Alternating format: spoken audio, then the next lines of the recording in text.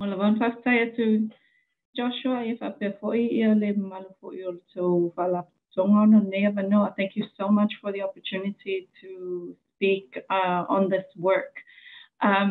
It's always nerve-wracking to come from the media perspective and speak with specialists, seeing the amazing work and passion that has been shown by the previous presenters. So it's very encouraging. So just for some context, I think the 5 minutes really summarized my thoughts on the climate crisis on islands and its impact on our communities, cultures, and identities as Pacific people. But so I was born on the island of Savaii in Samoa, and I was born to a very strong High Chief Pacifika Jackson. So she raised us on the land as the protection of our culture, as the basis of our culture. So that's where I come from, and that's where my knowledge and appreciation of traditional knowledge and indigenous knowledge comes from.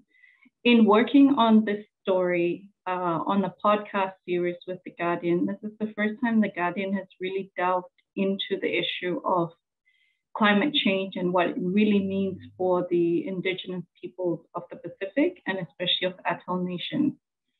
What I found most interesting in working on this series is, first, I was the only Pacific Islander in the team of 8 people that were producing the series for the Pacific, about the Pacific.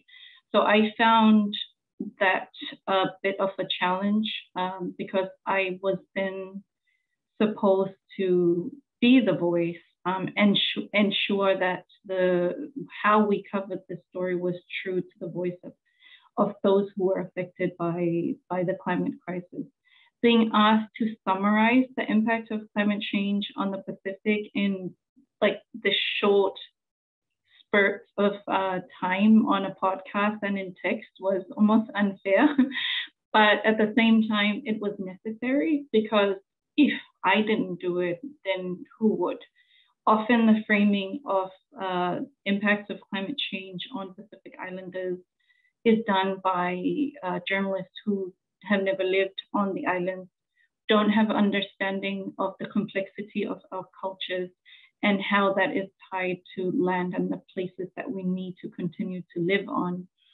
So as a Pacific Islander, as an indigenous woman, I found it a bit of a challenge to push back in some of the concepts that my colleagues from the UK wanted to share about the Pacific.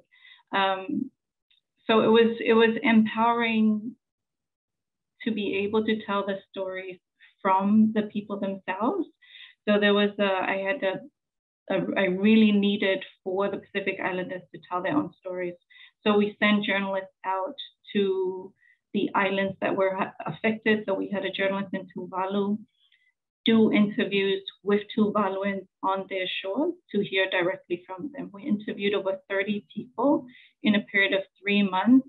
So it was young people, mothers, leaders, community leaders. And we really brought together this picture of how is the Pacific truly impacted? How are our cultures and our ways of life impacted? And the most compelling, heart-wrenching part of the story was listening to the ambassador from Fiji explain the process of moving whole communities. And there was a point where he cried because he described how they would have to like unearth the graves and move the cemeteries to wherever the new villages were being relocated to. And I really connected with that because, you know, when I think about my land and where my mom is buried, if someone asked me to move, she has to go with me. And as I'm sure many of us who have ancestors on the lands that are our ancestral lands will have to do. And what I found interesting in producing this piece of work was that was something really new to the people I was working with, and it was fascinating for them.